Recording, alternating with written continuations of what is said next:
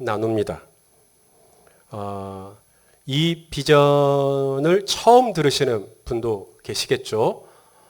혹은 한 번 들었거나 3번 들었거나 10번을 들었거나 가장 많이 들으신 분은 14번을 들으셨겠네요.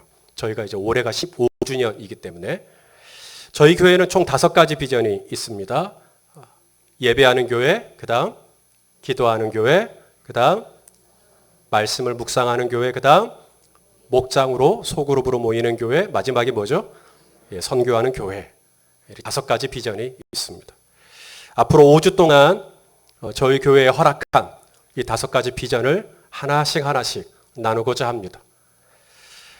성경은 이 비전의 중요성에 대해서 이렇게 이야기를 하고 있습니다.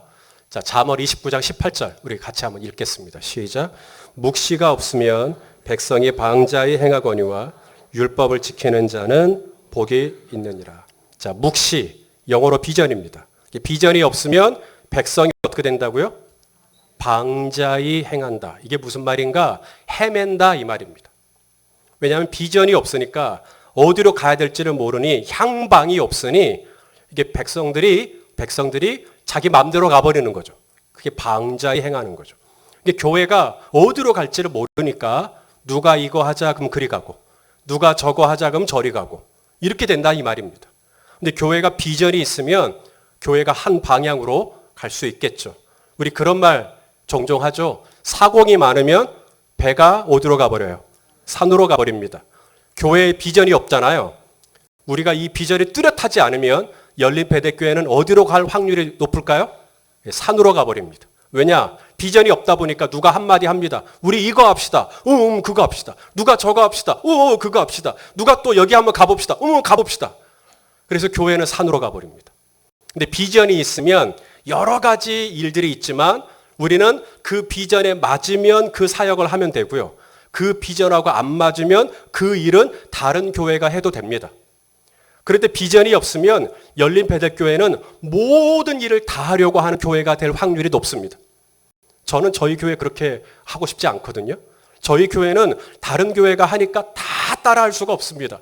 저희 교회의 비전은 다른 교회를 카피하는 게 저희 교회의 비전이 아닙니다. 하나님이 저희 교회에 주신 고유한 사명, 올해 2019년 하나님이 베드로를 통해 우리에게 주신 비전의 말씀이 있죠. 너는 나를 따르라. 무슨 말이에요? 열린배대교회는 열린배대교회의 모양으로, 열린배대교회의 색깔로 요한은 어찌되든지 요한 상관하지 말고 옆에 있는 교회 상관하지 말고 열린배대교회는 열린배대교회 모양으로 열린배대교회 컬러로 그렇게 따라오라 이 말이잖아요.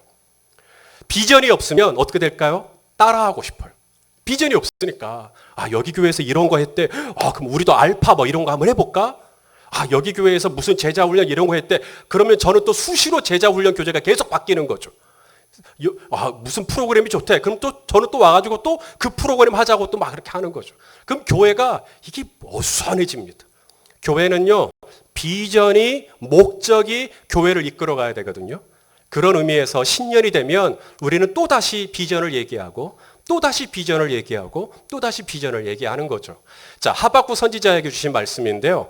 같이 한번 읽어보겠습니다. 시작. 여호와께서 내게 대답하여 이르시되 너는 이 묵시가 영어로 뭐라 그랬어요? 비전이죠. 이 비전을 기록하여 판에 마음판입니다. 판에 명백히 새기되 뭐예요? 달려가면서도 읽을 수 있게 하라. 그러니까 비전이 없으면 어떻게 될까요? 달려가긴 달려가는데 뭐로 달려가야 될지를 모르는 거죠. 열심히 달려가긴 했는데 그게 주님이 달려가라 한 곳인지 확신이 없는 거예요. 비전이 있으면 내가 달려가되 정확하게 방향을 잡고 가겠죠. 열린배대교회는 예배하는 교회로 갑니다. 열린배대교회는 기도하는 교회로 갑니다. 열린배대교회는 하나님의 말씀을 묵상하는 교회로 갑니다. 열린배대교회는 소그룹으로 목장으로 모이는 교회를 강조할 거예요. 열린배대교회는 열방을 선교하는 교회로 나아갈 겁니다. 이거 말고도 얼마나 교회가 할 일이 많은데 많습니다. 이것 말고도 정말 많습니다. 하지만 저희는 여기에 집중을 합니다. 왜? 이것이 저희 교회에 주신 사명이니까. 너는 나를 따르라. 그러므로 우리는 이 5가지 비전을 함께 공유하면서 다시 한번 이 공동체가 하나가 되고 이 공동체가 한 뜻과 한 목적과 한 방향으로 나아가는 연합된 공동체가 될 수 있기를 예수님의 이름으로 축복합니다. 자, 오늘은 예배하는 교회입니다. 예배가 왜 그렇게 중요하냐? 자, 예배가 중요한 이유 두 가지 차원에서 말씀을 드릴 건데, 하나는 하나님 차원입니다. 두 번째는 성도 차원입니다. 자, 하나님 차원에서 예배가 왜 그렇게 중요하냐? 우리가 왜 이렇게 예배에 목숨을 걸어야 되는가? 첫째는 이것입니다. 하나님이 예배를 너무 좋아하셔요. 여기에 토달분 계십니까? 하나님의 예배 별로 안 좋아하시는 것 같은데 혹시? 아니죠. 우리 하나님이 예배를 너무 좋아하셔요. 그래서 우리는 오늘도 이 거룩한 주일에 모여서 우리 하나님을 예배하는 줄로 믿습니다. 우리 하나님이 저와 여러분이 우리 하나님을 예배할 때 너무 그 예배를 기뻐하셔요. 너무 좋아하셔요. 자, 요한복음 4장 23절 오늘 본문이죠. 우리 같이 한번 읽어보도록 하겠습니다. 시작. 예배하는 자들은 영과 진리로 예배할 때가 원하니 곧 이때 아버지께서는 자기에게 이렇게 예배하는 자들을 남아공에 가서 정말 거기 이렇게 어려운 사람들 돕는 거, 특히 탄자니아나 이런 데 가면 이 마을에 우물이 없어가지고 물을 먹기가 너무 힘들거든요. 그래서 제가 아는 김동선 선교사님이라고, 그분은 지금도 탄자니아 마을 곳곳을 다니면서 우물 파주는 사역을 해요. 너무 귀한 일이죠. 아마존의 원주민들에게 복음을 전하는 것 너무 귀한 일입니다. 그런데 사랑하는 여러분, 하나님께서 예배하는 거, 우리가 우물을 파주고 학교를 세우고 의료 선교를 하고 너무 귀한 일이지만, 우리 하나님이 찾으시는 사람은 워커, 미니스트리 이게 아니라 하나님이 찾으시는 본질, 근본은 뭐냐? 바로 당신을 뭐하는 사람? 예배하는 사람을 찾으신다. 예배하는 사람을 찾으신다. 하나님께서 저와 여러분을 만드신 이유가 있어요. 하나님이 우리 인간을 만드신 이유. 그것은 하나님이 팔이 짧아가지고 이 세상을 다 못 다스리시니까 당신을 대신해서 그 부족한 부분을 메꾸기 위하여서 저와 여러분을 만드신 게 아니다. 하나님은 전능하셔서 어느 누구의 도움도 필요하지 않으세요. 그럼에도 부족한 저와 여러분을 만드신 이유가 뭐냐? 인간을 만드신 이유가 뭐냐?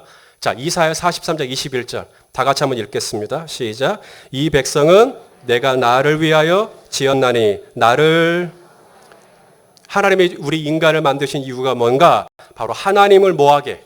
찬송, 예배죠. 우리 하나님을 찬송하고 우리 하나님을 예배하고 이러려고 우리를 만들었다. 그러니 저와 여러분이 예배할 때 하나님이 너무 좋아하시는 겁니다. 왜냐하면 바로 그것 때문에 저와 여러분을 만들었으니까. 그러면 우리를 구원하신 이유는 또 뭘까요? 당신의 하나밖에 없는 아들을 이 땅에 보내시고 십자가에 오르사 피 흘려 돌아가시기까지 우리를 마침내 그 죄에서 끄집어내시고 하나님을 아빠 아버지라 부르는 자녀가 되게 하신 목적이 뭘까요? 나를 구원해 주신 목적이 뭘까요? 나 같은 죄인을 하나님의 아들로 삼아 주신 이유가 있겠죠. 목회자 하라고, 선교사 하라고, 사회 봉사하는 사람 되라고. 물론 그런 일도 해야죠. 그러나 하나님이 나를 구원해 주신 궁극적인 이유가 뭔가? 바로 하나님을 찬송하라고. 자, 에베소서 1장 5절 6절 다 같이 읽겠습니다. 시작. 그 기쁘신 뜻대로 우리를 예정하사 예수 그리스도로 말미암아 자기의 아들들이 되게 하셨으니 이는 그가 사랑하시는 자 안에서 우리에게 거저 주시는 바 그의 은혜의 영광을 찬송하게 하려고. 이게 우리를 하나님의 아들, 하나님의 딸 삼아주신 이유가 뭐라는 거예요? 그리스도 예수 안에서 하나님을 뭐하게? 찬송하게, 예배하게. 나를 만드신 이유, 나를 구원해 주신 이유, 이 모든 게 다 무엇 때문에 어디로 향해 있어요? 예배, 우리 하나님을 찬송하라고. 저 아프리카에 가서 우물 파는 사역 하라고 하세요. 우물을 한 1000개 파라고 하세요. 단 예배 드리지 말라 그러세요. 아마존에 가서 학교 세우라고 하세요. 단 그분에게 예배 드리지 말라 그러세요. 필리핀에 가서 원주민들에게 의료 사역 하시라고 그러세요. 단 예배는 드리지 말라 그러세요. 어떻게 될까요? 우물은 1000개는 팠어요. 마을 1000명은 살았어요. 예배를 드리지 않는 그 선교사님의 영혼은 금방 삐쩍 말라버릴 겁니다. 원주민들에게 학교를 세웠어요. 하지만 예배를 드리지 못하게 한다면, 예배를 드리지 않게 된다면 그 선교사님의 영혼은 금방 고장 날 겁니다. 원주민들에게 가서 의료사역은 해서 많은 사람들을 살렸을지언정 예배를 하지 않으면 그 선교사님의 영혼은 망할 것입니다. 사랑하는 여러분, 하나님이 저와 여러분을 궁극적으로 우리를 구원하신, 우리를 하나님의 자녀 삼아주신 이유, 다른 거 아닙니다. 우리를 통해 뭘 받기를 원하시는 거예요? 예배를 받기를 원하시는 겁니다. 근데 문제는 뭐냐면 예배를 드리지 않아도 암시랑도 않는 분들이 있다. 이건 저는 어떻게 설명을 해야 될지 모르겠어요. 제가 아는 하나님은 저는 예배를 드리지 않으면 저는 죽습니다. 제가 예배 가운데 은혜를 받지 못하면 저는 감당을 할 수가 없습니다.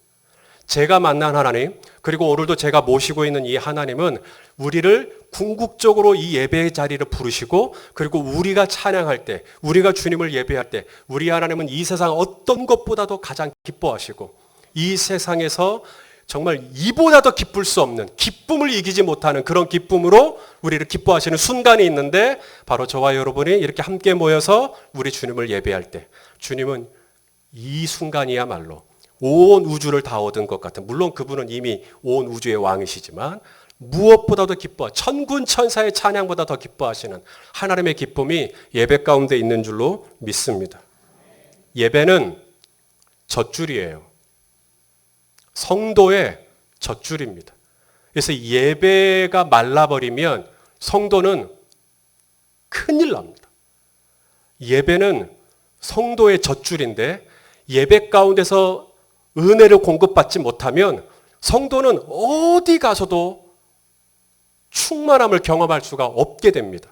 그러면 사람이 어떻게 되죠? 사람이 고갈을 하게 됩니다. 메말라요.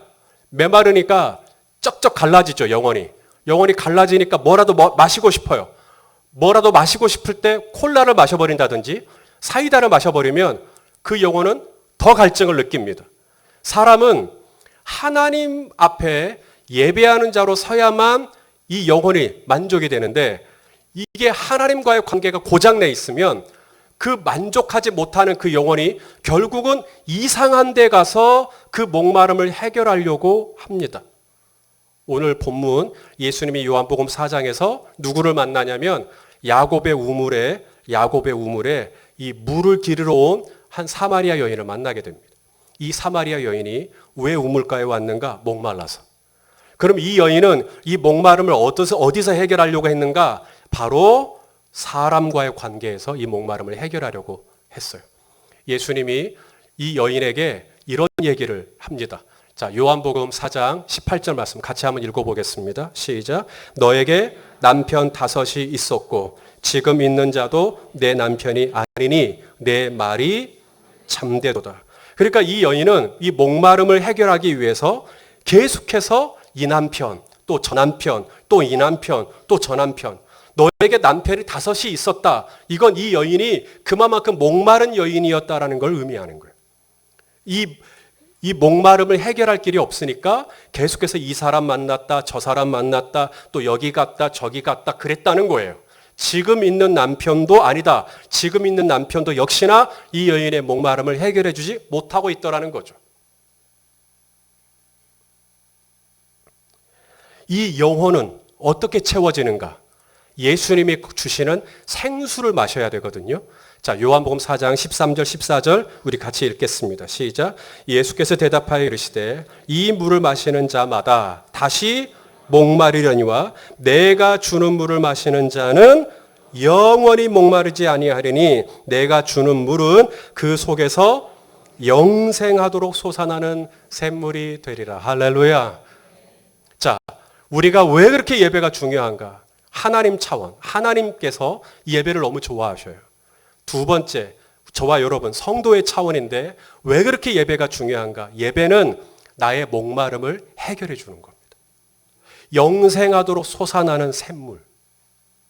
남편 5을 만났고 지금 있는 남편으로도 해결되지 않는 이 목마름. 내가 장사를 이만큼 해봤고 지금 하고 있는 장사도 여전히 내 목마름을 해결해 주지 못하는, 내가 돈을 이만큼 벌어봤고, 내가 지위를 이만큼 올라가 봤고, 내가 이만큼 명예를 누려봤고, 내가 이만큼 성취를 해봤어도 해결되지 않는 이 목마름.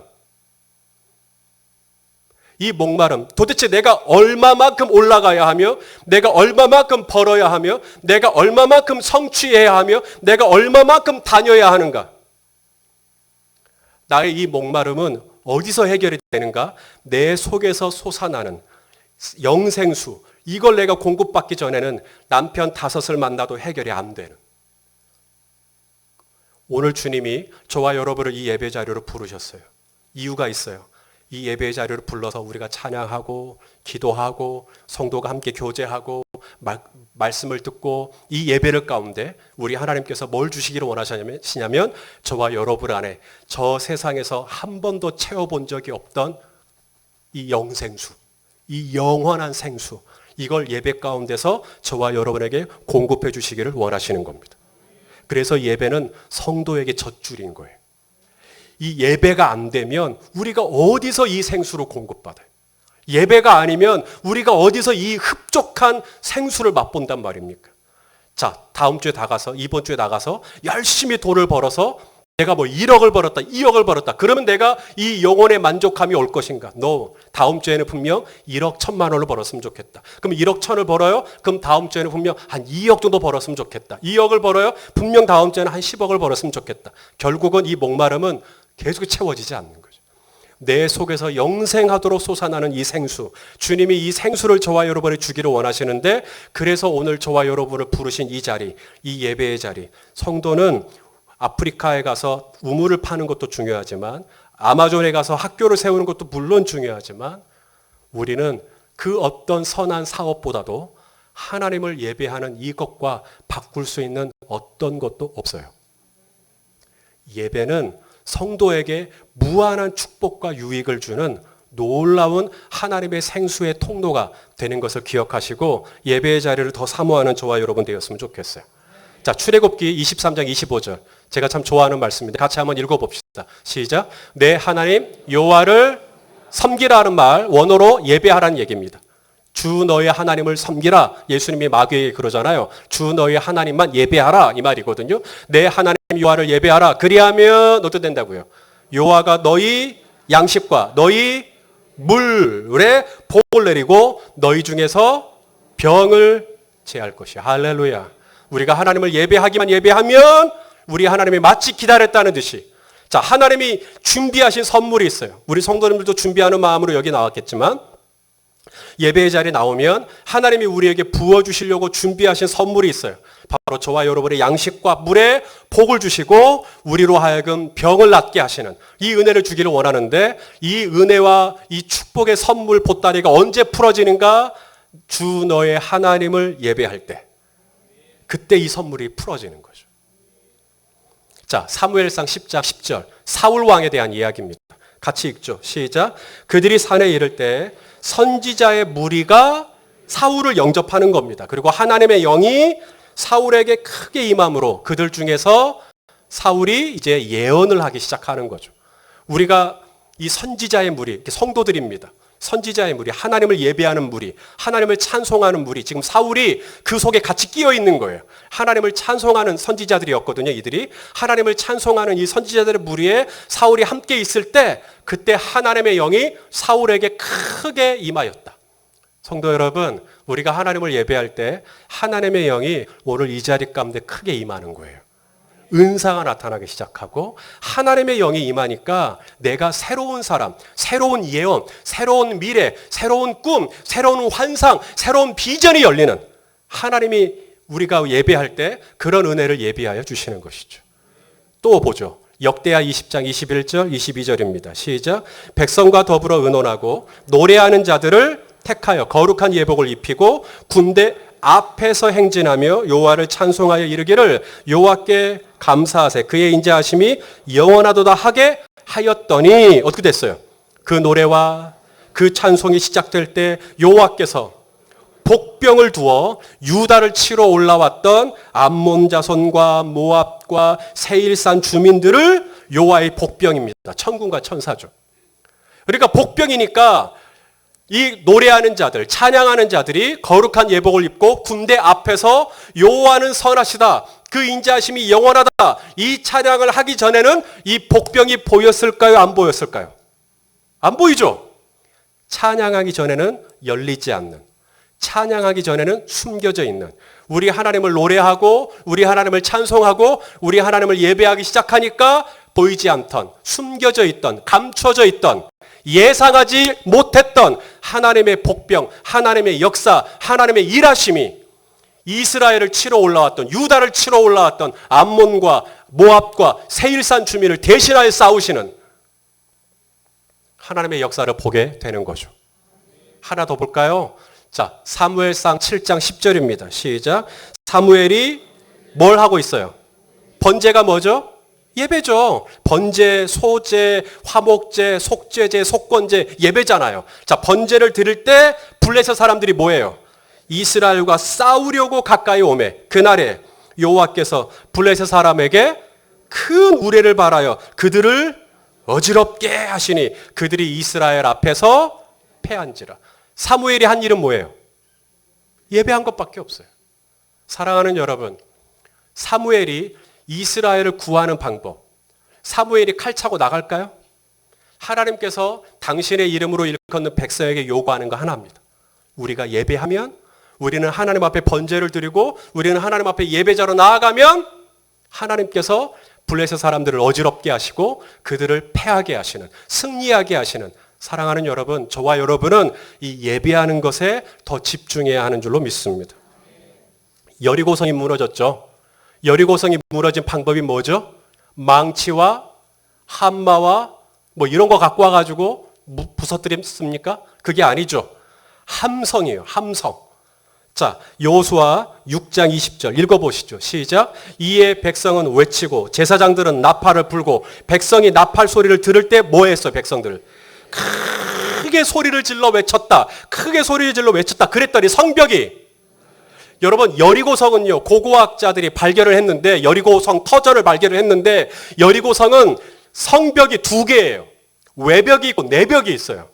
그러니까 외벽을 무너뜨렸다고 해서 야 이제 됐다가 아니라 하나 벽이 또 있어요. 그게 여리고성입니다. 여리고성은 인간적인 힘으로는 절대 무너질 수가 없어요. 난공불락의 성입니다. 그런데 이 성벽이 바깥 성벽과 안쪽 성벽이 다 무너졌다. 언제 무너졌다는 거예요? 크게 소리 지를 때. 그럼 크게 소리 지른다는 게 뭐죠? 그냥 막 이렇게 목소리 큰 사람이 이긴다는 듯이 그냥 목소리만 꽥꽥꽥 내는 것이 뭐 그런 뜻 아닐 거잖아요. 자, 제사장들이 뭘 불었다? 나팔을 불었다. 그리고 나팔 소리가 들릴 때 소리를 질렀다. 저는 이건 예배로 봅니다. 하나님을 찬양하는 소리죠. 여러분, 시편에 보면 함성 있잖아요. 함성. 함성이 찬송의 종류입니다.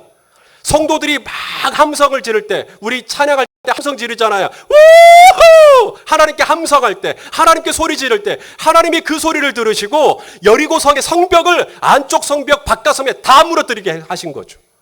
우리가 예배할 때 도저히 무너지지 않을 것 같은 벽이 무너지는, 우리가 예배할 때 정말 즐거운 함성을 지르며 하나님 앞에 나팔 소리와 함께 악기와 함께 우리가 주님을 찬양할 때 주님은 도저히 무너지지 않으리라 생각했던 벽들이 무너져 버리는, 보이지 않던 하나님의 복병이, 하나님의 역사가 일어나고 그 나를 죽이려고 왔던 이 블레셋 군사들을 하나님이 어지럽혀 버리고 우레를 발하시고, 여러분, 우리가 할 일은 뭐냐?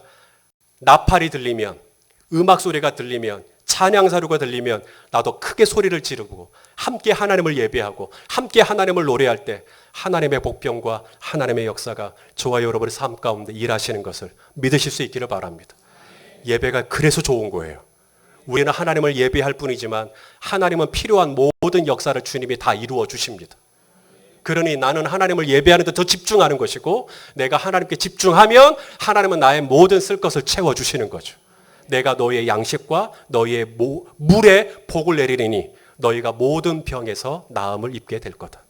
사랑하는 여러분, 예배에다가 내가 온 신경을 집중해야 하는 이유가 예배할 때 하나님이 나를 위하여 예배한 모든 축복이 흘러 들어오기 시작하기 때문입니다. 목사님 사역도 해야 되잖아요. 물론 해야죠. 지금 유치부, 소년부, 초등부 다 지금 사역하고 있어요. 그런데 성도 여러분, 내가 사역도 해야 되지만 하나님이 저와 여러분을 부르신 궁극적인 자리는 예배하는 자리예요. 아프리카 가서 우물도 파야죠. 하지만 예배하는 자리, 이것보다 귀한 건 없어요. 예배하는 자리를 회복하고 예배하는 자리가 살아나고 예배하는 자리가 통하여서 내 영혼이 살아났을 때, 내 안에서 영생하도록 솟아나는 샘물이 채워졌을 때 우리는 그 힘 갖고 사역하고 그 힘 갖고 선교하고 그 힘 갖고 구제하고 그 힘 갖고 주차 봉사도 하고 그 힘 갖고 주방 사역도 하고, 모든 예배가 나를 하나님의 뜻대로 살게 하는 원동력이 되는 줄로 믿습니다. 예배하는 이유입니다. 자, 그러면 어떻게 예배를 해야 할까요? 자, 예배하는 방법에 대해서도 오늘 예수님이 말씀해 주고 계십니다. 자, 24절 말씀, 어떻게 예배를 할 것인가 읽어보시죠. 시작. 하나님은 영이시니 예배하는 자가 영과 진리로 예배할지니라. 여러분, 여기에 이제 어떤 토를 달 수가 없어요. 예배할 땐 이렇게 해야 되는 거 아닌가? 아니요. 주님이, 예수님이, 우리의 예배를 받으시는 예수님이 이렇게 예배하라고 성경에 아예 기록을 해놨어요. 뭐죠? 영과 진리입니다. 그렇게 하면 돼요. 영과 진리. 그러면 영으로 하나님을 예배한다. 뭔 뜻일까요? 영으로 하나님을 예배한다. 방언으로 예배하는 건가? 그러면 방언을 받지 못하신 분들은 영으로 예배할 수가 없는 건가요? 물론 방언으로 하나님께 기도하고 방언으로 찬송하는 것도 영으로 하는 거죠. 그걸 제가 부인하지는 않겠습니다. 그러나 방언만 영으로 예배하는 전부는 아닙니다. 자, 그러면 영으로 하나님을 예배한다는 뜻이 뭘까? 우리는 그 힌트를 바로 하나님을 예배하는 데 있어서 너무나 적극적이었던 다윗을 통해 보려고 합니다. 저희 교회가 다윗의 장막을 회복하는 건데, 자, 다윗은 하나님을 어떻게 예배했나? 언약궤가 오던 그날 다윗이 언약궤 앞에서 춤을 추죠. 나중에 사울의 딸 미갈이 왜 그렇게 경망스럽게 춤을 추냐고, 부끄러워서 혼났다고. 그러니까 다윗이 나는 하나님을 이렇게 예배했다라고 고백을 합니다. 자, 사무엘하 6장 21절입니다. 다 같이 읽죠. 시작. 다윗이 미갈에게 이르되 이는 여호와 앞에서 한 것이니라. 그가 네 아버지와 그의 온 집을 버리시고 나를 택하사 나를 여호와의 백성 이스라엘의 왕으로 주권자로 삼으셨으니 내가 누구 앞에서? 손희선 목사 앞에서? 아니면 제 아내 앞에서? 아니면 우리 집사님 앞에서? 제 자녀 앞에서? 지금 다윗은 누구 앞에서 예배하고 있어요? 이게 영으로 예배하는 의미입니다. 영으로 예배한다. 이게 무슨 뜻이냐면 오직 하나님만 바라보고 하나님만 의식하고 예배하는 거죠. 오늘 이곳에 얼마나 많은 분이 와 있느냐는 하나도 중요하지 않습니다. 오늘 이 시간 내가 찬양하고 이 시간 내가 예배할 때 중요한 분은 딱 한 분밖에 없어요. 그분이 누구죠? 여러분, 우리가 이걸 잘못 생각하는 경우가 있어요. 오늘 우리의 예배를 관전하신 분은 누구밖에 없어요. 그렇게 생각하신다니까요. 하나님이 관전을 하고 우리는 뭘 하고 있다고 생각하는 거예요. No. 거꾸로예요. 우리를 하나님이 보고 계시고, 그리고 내가 그 하나님 앞에 예배할 때 성도 여러분, 우리는 오직 하나님 한 분만 나의 예배를 받으시기에 합당하다고 하는 이 중심을 딱 가지고 예배 시작부터 끝날 때까지 저와 여러분의 머릿속에는 그분밖에 없어야 합니다. 예배가 끝나고 나면 목사님 말씀이 뭐가 남았어. 예배가 끝나고 나면 오늘 설교에 뭐가 남았어. 그것도 중요하죠. 하나님의 말씀이니까. 그런데 성도 여러분, 예배가 끝나고 나면 여러분에게 남아있어야 될 것은 하나. 오늘 예배 가운데 하나님이 나를 어떻게 터치하셨는가를, 그게 남아있어야 돼요. 그게 은혜예요. 오늘 예배 가운데 하나님 앞에서 오직 그분만 앙망하면서 그분만 의식하면서 그렇게 영으로 하나님 앞에 나아가는 저와 여러분 되었으면 좋겠어요. 제가 예배 중에 가끔 눈을 좀 감으라 그러죠. 이유가 있어요. 사람 보지 말라는 거예요. 사람을 보며 세상을 보니 뭐예요? 만족함이 없어요. 시험 들어요. 미갈이 다윗을 자꾸 보니까 미갈은 예배를 못 드리는 거예요. 다윗은 여호와 앞에서 예배하는데 미갈은 자꾸 사람을 의식한단 말이죠. 그러니까 집중이 안 되는 겁니다. 제가 이렇게 손을 들라고 하죠. 제가 손을 들라고 한 이유가 뭔지 아세요? 제가 이렇게 앞에서 보니까 손을 들고 싶은데 옆에 있는 분이 신경이 쓰여서 못 들고 있는 것 같아요. 무슨 일이 있는지는 모르겠지만. 그래서 제가 자, 손을 들고 합시다 하니까 이제는 편하게 올리시는, 이때다 하고 올리시는. 사랑하는 여러분, 우리가 그럴 때가 있는 것 같아요. 우리는 사회적인 어떤 그런 관계를 굉장히 중요하게 여기기 때문에 미갈이 나를 어떻게 볼 거냐, 사람들이 나를 어떻게 볼 거냐, 이런 것 때문에. 그럴 때 우리가 차라리 눈을 감고 하나님만 딱 바라보고 그렇게 영으로 반응하며 나아가는 그런 예배자가 되시기를 바랍니다. 자, 영으로 예배한다. 무슨 뜻일까요? 레위기에 있는 말씀을 하나 더 보겠습니다. 레위기 10장 3절입니다. 시작. 모세가 아론에게 이르되 이는 여호와의 말씀이라. 이르시기를 나는 나를 가까이 하는 자 중에서 내 거룩함을 나타내겠고 온 백성 앞에서 내 영광을 나타내리라 하셨느니라. 따라서 합시다. 나는 나를 가까이 하는 자 중에서 내 거룩함을 나타내겠다. 누구에게? 우리가 오늘 이 예배 가운데 다 은혜 받으면 좋죠. 정말 오늘 이곳에 지금 300분이 넘게 있는 것 같은데 다 은혜 받으면 담임 목사인 저로서는 좋습니다. 그런데 그런 역사는 별로 안 일어나는 것 같습니다. 정말 이 주일에 수백 명이 와서 예배를 드려도 나갈 때는 다 은혜 받는 것 같지는 않아요. 예배 드리기 전이나 예배 드리긴 후나 이 비포 애프터가 별로 차이가 없는, 예배 드리기 전에도 얼굴이 심각한데 끝나고 나가실 적에도 얼굴이 시커먼. 그래서 집사님 왜 그렇게 인상을 쓰세요? 목사님, 사람이 일관성이 있어야 됩니다.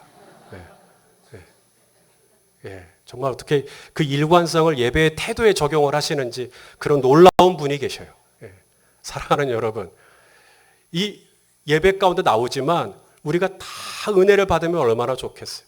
그런데 출애굽기 33장에 보니까 하나님이 뭐라 그러냐면 내가 은혜 베풀 자에게 은혜를 베푼다. 무슨 말이냐면 은혜를 받을 만한 사람에게 은혜를 준다는 얘기입니다. 지금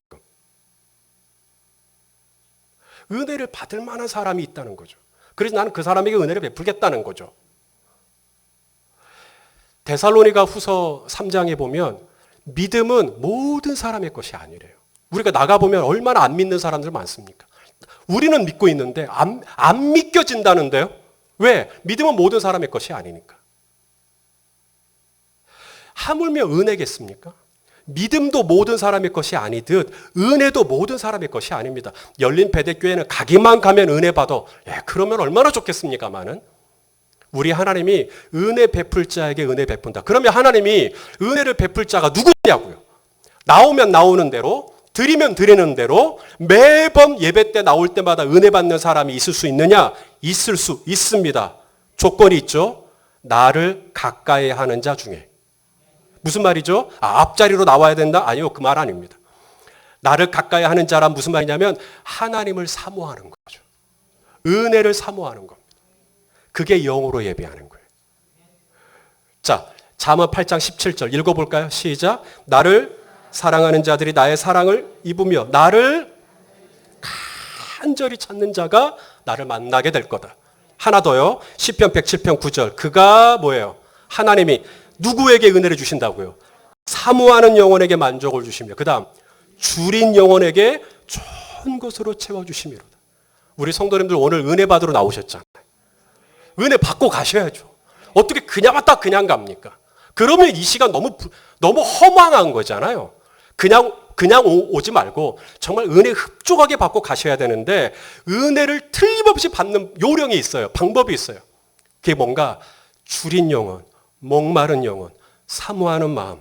그렇게 우리 주님 앞에 딱 나아가면 우리 주님은 찬송가 한 절 부를 때 이미 그 은혜가 시작되는 줄로 압니다. 그게 영으로 하나님을 예배한다는 의미입니다. 내가 목마른 마음, 사모하는 마음, 정말 내가 가난한 마음, 이 마음으로 하나님 앞에 나아가는 거죠. 이게 영으로 예배하는 거예요. 우리 하나님은 이렇게 영으로 예배하는 자를 찾으시는 것을 믿으시길 바랍니다. 자, 그럼 두 번째, 진리로 예배한다. 무슨 말일까요? 바로 하나님 말씀. 이게 진리잖아요. 이 진리, 성경에 기록된 대로 예배하는 거예요. 자, 그럼 성경은 하나님을 예배할 때 어떻게 예배하라고 했는가? 서서 예배하라 그래요. 자, 보시죠. 역대상 23절 30절 시작. 아침과 저녁마다 서서 여호와께 감사하고 찬양. 이렇게 예배할 때 우리 서서 하잖아요. 서서 하라는 거죠. 그러면 서서만 해야 되는가? 아니요. 때로는 무릎을 꿇고, 때로는 무릎을 꿇고, 때로는 아예 바짝 엎드려서 예배하기도 하죠. 또 우리 하나님을 찬양할 때 큰 소리로 찬양하라 그래요. 여리고성 앞에서 큰 소리를 질렀듯이 함성과 함께 큰 소리를 질러야죠. 그러면 모든 예배가 소리만 질러야 되느냐? No. 어떨 때는요. 잠잠해야죠. 그것도 찬송이에요. 사랑하는 사람, 사랑이 깊어지면 침묵이 불편하지 않아요. 하나님과의 관계가 깊어지면 잠잠한데 거기에 하나님의 충만한 임재가 있을 수 있죠. 또 하나님을 찬송할 때 악기를 동원할 수 있어요. 어떤 악기들이 나오나 시편 50편에 보니까 나팔, 그다음 비파, 기타입니다. 수금, 소고, 춤추며 현악 바이올린, 퉁소 찬양하죠. 하나님을 춤추며 찬양할 수 있죠. 또 우리 하나님을 어떻게 찬양하라고 성경은 말씀합니까? 손을 들리이다. 손 들고 찬양하래요. 그래서 우리가 손 들고 찬양하는 겁니다. 그럼 손만 들어야 됩니까? No. 박수도 치는 거죠. 박수도. 이게 성경이에요. 우리 하나님이 예배하는 자를 찾으셔요.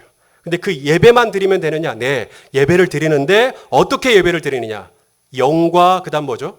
진리. 하나님이 하라는 대로 서서 손 들고 잠잠히 춤추며 악기로 우리 하나님을 찬양하는 거죠. 그게 진리예요. 그렇게 우리 하나님을 예배할 때, 그렇게 내가 하나님 앞에 영으로 사모하는 마음으로 하나님 앞에서, 하나님 존전 앞에서 그것만 의식하면서 내가 하나님 앞에 손을 들기도 하고 춤을 추기도 하고 함성을 지르기도 하고 그렇게 찬양하면 우리 하나님은 영광을 받으실 것이요, 저와 여러분을 위하여 예비한 우리의 양식과 물에 하나님의 축복이 임하게 될 것이며, 보이지 않던 하나님의 복병의 역사가 보게 될 것이며, 하나님이 우레를 바라사 블레셋을 흩어버리실 것이며, 무너지지 않을 것 같은 여리고성이 무너지도록 하나님께서 놀라운 승리를, 영광을 저와 여러분에게 허락하여 주실 것입니다. 그러니 예배하는 자리를 사모하셔야죠. 그래서 저희 교회는 5가지 비전, 기도도 좋고 묵상도 좋고 목장 모임도 좋고 선교도 좋지만 넘버원은 뭐죠? 예배에다가 목숨을 거는 겁니다. 예배가 되지 않으면 이 많은 경건의 행동들은 다 안 돼요. 이게 핵심입니다. 교회는 이거 하라고 하나님이 교회 세워주신 거예요. 그래서 저희 교회는 앞으로도 주님 오시는 그날까지 우리 온 성도는 이 비전, 예배하는 교회, 열린배대교회는 어떤 교회? 예배하는 교회. 여기에다가 온 마음을 다해서 하나님을 예배한다고 했을 때는 정말 다윗처럼 정말 우리 하나님 앞에서 하나님의 얼굴만 바라보면서 그렇게 예배하는 저와 여러분 다 되시기를 예수님의 이름으로 축원합니다. 우리 옆에 있는 분에게 하나님이 예배하는 자를 찾으십니다 라고 인사 한번 나누시겠습니다.